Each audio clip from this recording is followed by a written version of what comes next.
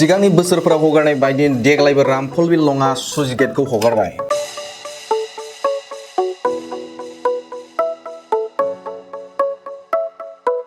क'क्राझार जिल्लानि दाब दाब जायगानिफ्राय फैनाय गुबुन गुबुन हारि माहारि सुबुंफोरखौ बुंफबदों रामफलबिल लङा सुइस गेट हगारनायाव।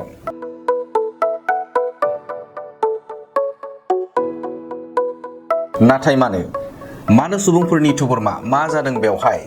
बाथ्राया जाहैबाय बोसोरसे माने लाखिनानै दोननाय लङा सुइस गेटनि दैयाव जमा जाना थानाय नाखौ जेखाइ खबाइ जे बेलसा मुसारि दुरा बायदि लानानै हमनो फैदों ना। बेबायदिनो हौवा हिन्जाव बोराय बुरै सेंग्रा सिख्ला गथ' गथाय गासैबो मुजि हाबथारदों लङा सुइस गेटनि ना हमनायाव। बे समाव ना हमग्रा रायजोफोरनिफ्राय माखासे खोथा मिथिना लानि। ओमफ्राय नै मागुर मासे सिंगि मोनबाय। आं बै गंगार जावफ्लंनि औ जागासिखौ मोनबाय नै एसे। औ जेखाइजोंनो मोनबाय। औ मोनबाय मोनबाय। नोंथांमोननिसिम गोजोननाय हामलायबाय। दिनैहाय माने सुइस गेट हगारनाय दिन, बेखौ बोसोराव खनसे हगारो। गोदो फुराना समाव माने कार्तिक मासनि 15 हिसाबै हगारोमोन। दानिया इंराजि मास नभेम्बर 1 थारिखखौ लाबाय। दा दिनैनि 1 थारिख दिनैहाय हगारबाय आरोखि। दा बे हगारनायाव जोंहाथ' जेबो जे गैयामोन, आखाइजोंनो हमनो होननानै फैबाय जोङो। थेवब्लाबो मोनसाबबाय नै एसे। ओमफ्राय गुबुन मानसिफ्राबोथ' बहुद हमदों। बहुद जनजाथि माबानि मानसि दं आरोखि, गुबुन जाथिफोर दङ।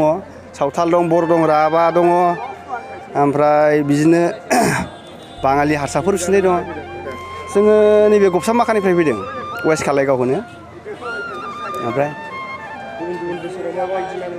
गुबुन बोसोराव देग्लायनिफ्राय एसे साबसिन मोनोमोन सिगांफ्राव, दा एसे खम आरोखि देग्लाय नाया।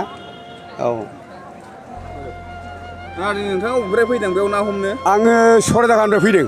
सरायदाखा? औ सरायदागानिफ्राय फैदों। ओमफ्राय मैया सासे लोगो फुथिमारिनि दखान होनो फैदों, बाहाय हर थाफा फैदों लोगोसे। बेखौ मटर होफैफादों। सरायदाखाया मा जायगायाव? सरायदागा नैबे सेरफांगुरि नगरैहाय सरायदागा एरिया आरो बियो। मा ना मोन्दों आदैया दा? ना मोननाया जों एसे मोन्दों, लोगोआ लाना थांबाय बैथिं। ओमफ्राय बारा बुरजा मोनाखै, एसे मोन्दों आरो। ना गिदिर मोनासै? ना गिदिरखौ गैया, मोनासै। ओरैनो दांनायल' जाबाय आरोखि, थांबाय। बोसोरावथ' मोनो मोननाया, बोसोरे बिदिनो मासे मानैखौ जों मोनलाङो। थेवबो देग्लाय बोसोराव मोननाय जायासै आरोखि। खिन्थु सोरबा देग्लाय एसे खम मोनबाय। खिन्थु गामाखालि बोसोराव बुरजा मोनोमोन नाखौ। ओमफ्राय देग्लायथ' हनै मोननायखौ नुवासै। गोबां जाथारो माथो, मानसिफ्राथ' हनै बुरजा फैथारदों। ओरैनो मोनानि खयथासोनिफ्राय हगारा बे गेटखौ? बेखौ 2थानिफ्रायनो आराम्भ खालामदों आरो एसे हगारदों आरो। बेनिफ्राय नै दा खयथा जाखो बेखौ मथा मथि 7था 8थासो जाबाय खोमा, बेफोर टाइम जाबाय आरो। ओमफ्राय दा नाया मोनदों माखासे, जाय मोननाया मोनबाय, जाय मोननाया मोना आरोखि। बे फैनायफ्रा हनै गसाइगावनिफ्राय फैबाय, सोरबा माबानि क'क्राझारनिफ्राय फैबाय, सोरबा हनै दतमानिफ्राय फैबाय। गोजाननिफ्राय फैजोबदों आरोखि। ओमफ्राय गोजाननि गासिबो फैनाय जादों आरोखि। बेखिनिसै। क'क्राझार মাছ অলপমান পাইছোঁ, এটা বৰালি আৰু সৰু পুঠি থুঠি। এখন যাব বিচাৰিছে? এখন যাব বিচাৰিছে, মাছে নহয়। যোৱা বছৰ অহা নাই নেকি? যোৱা বছৰ অহা নাই, এইবাৰে আহিছোঁ।